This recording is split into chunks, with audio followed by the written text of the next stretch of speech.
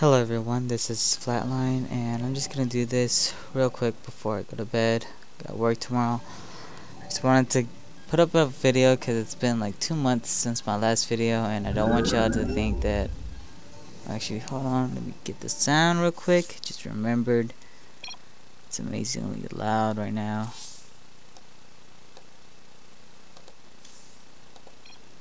Okay, so yeah, I did not want y'all to think that I was gonna finish this, though I pretty much said I was gonna try not to do these because I just don't have enough time to do this while I stream. But you know, some of y'all were not able to watch my streams when I was trying to do it, so decided, well, I guess I could just try to squeeze this in as much as possible.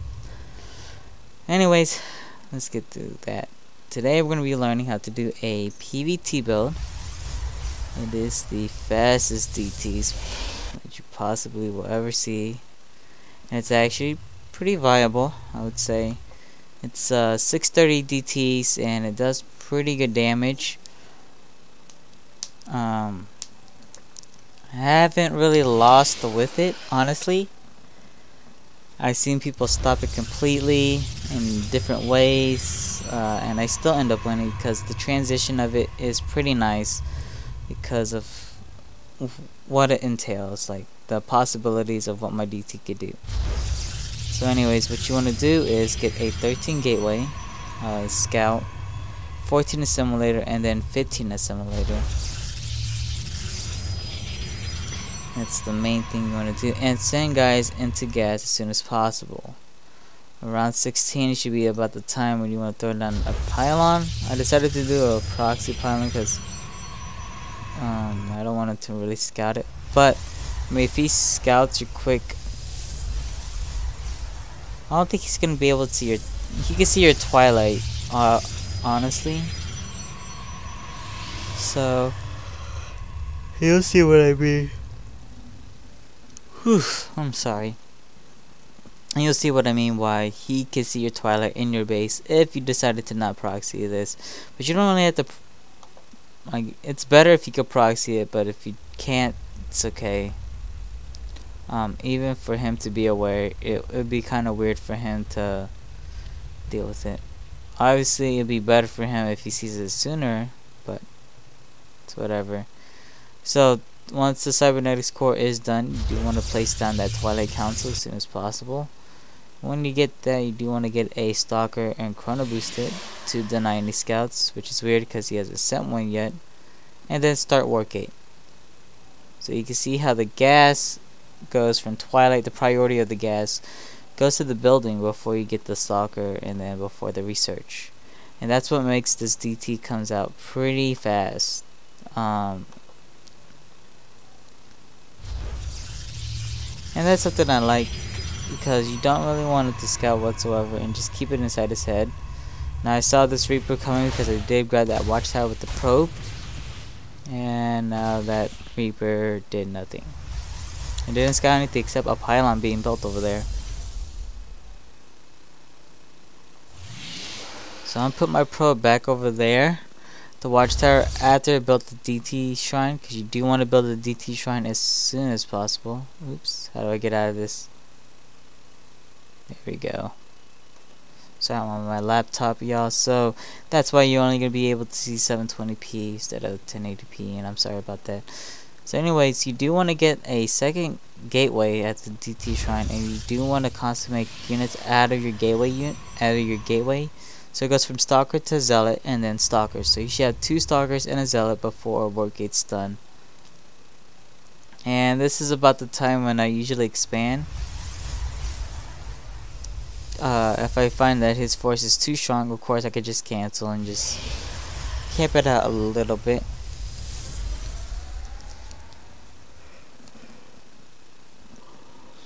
No time. And it looks like he did scout my DT shrine. Now it's almost done, so I was like, you know what the heck, might as well start this off. So right when War Gate's done, DT shrine should be done, and that's when he's warping 2 DTs, like I said, at 630. Pretty darn fast, right? Yes indeed. So now it's gonna be throwing him off completely. You see him, he's making an engineering bay. He's throwing down 3 supply depots. Oh my god, I might lose that DT. Nope. Nice. So I'm missing this one DT to go kill this army basically, while it's killing everything else. Grab this watchtower. So my response is to expand and just use the DTs basically for pure map control, because now he can't really do anything. Kill a supply depot, killing workers, blah blah blah. Trying to get turrets up because he does not want, you know, DTs doing a lot of damage. And he's getting them pretty fast. Finishes that 8 minutes.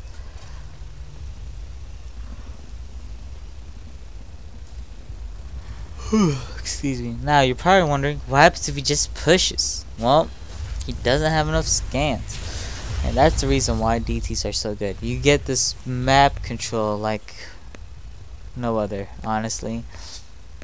And he can't move out for a very long time. As you can see, I have a DT right here. He can't really grab the outside for a long time, so he can't really tell what I'm doing unless he sends that Reaper or the SCV over. But I guess he's been a little bit busy. But what is he gonna do in response? The only thing he could do is save up energy from the command centers and just use the scans. But I think I should be fine within that time. I honestly haven't tried it out if anybody's done it though, so I can't guarantee you nothing. So what a transition to from this. If you have the Twilight Council DT Shrine in your base, awesome. Most likely they are not dead or broken, I guess you could say.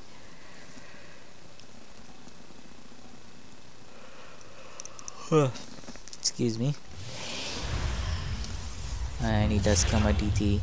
That's over here, and he can finally take his expansion at 950. See how big of a difference that was. I haven't faced anybody who can actually do that, but I think I should be able to hold it. So I'm going for chargelot archon. You do want to stay low tech on this, just because you already invested quite a bit in the early game for that DT shrine, because that's 250 gas right there by itself. Just that structure, not to mention the Twilight Council as well.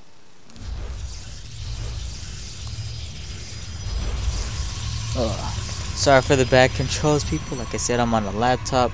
It's not connected to a mouse whatsoever, so I am using this touchpad to basically do this. So here's my proxy pylon.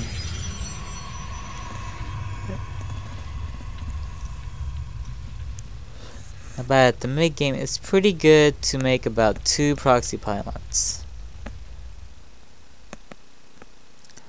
You see my army is moving out. He does have a Reaper right here at the watchtower, but my army's about to take it out soon.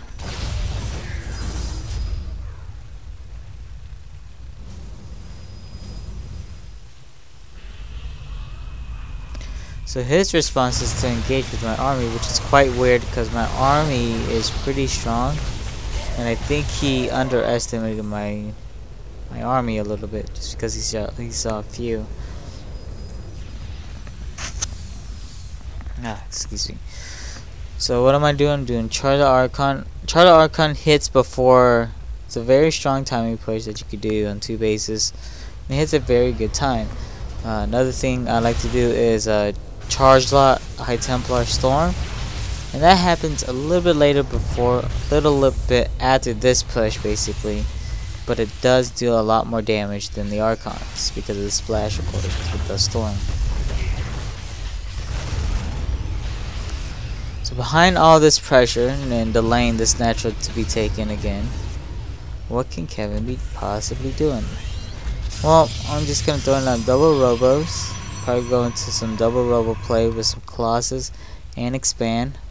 Like I said, once you get that map control, it feels pretty powerful for you. And I'm warping in some couple of zealots real quick.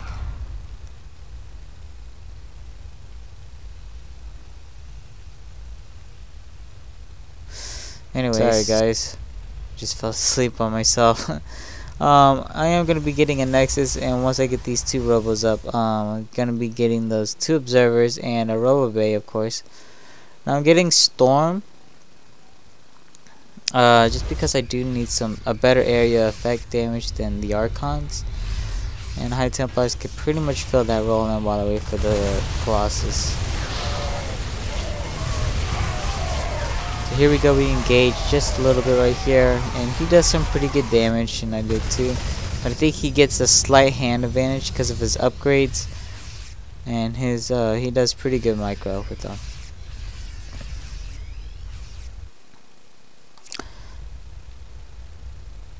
Alright, so we're gonna go look over here. See anything else? I am building some more gateways, of course, just to supply my.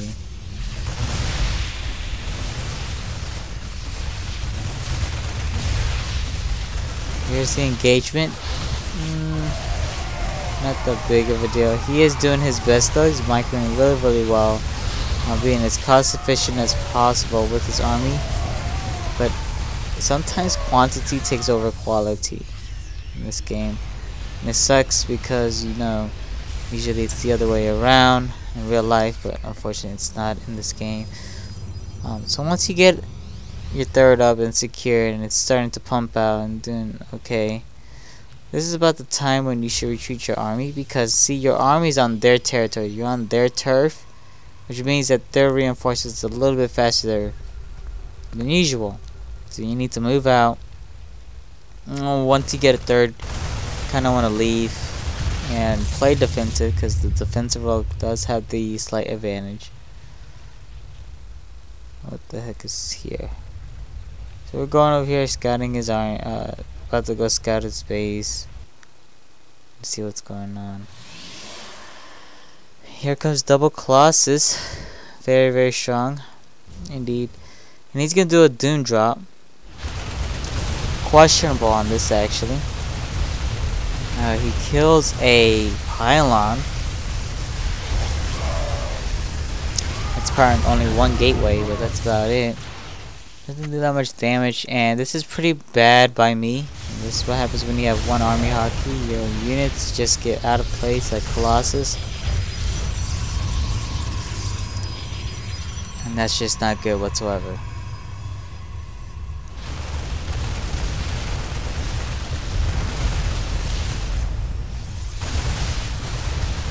So he's looking around, and it looks like he's gonna be targeting some probes. And I do lose that Colossus. Pretty bad by me, honestly. Bad play by me. You can see how this Colossus is going over and over again. The pathing's so bad. They're all by themselves. He could have just Doom dropped right there and just done a huge amount of damage right there. Losing those 3 Colossus is huge for me.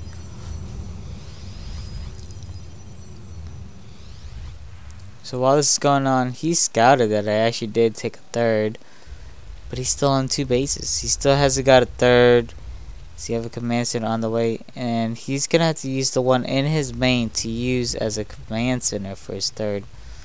And that's where he's at. That's his that's the status of his play right now, I guess you could say. So my army's gonna be moving out because I hit that pretty good massive Colossus, and just gonna warp in some more Stalkers to help out with the anti-air unit, the Viking.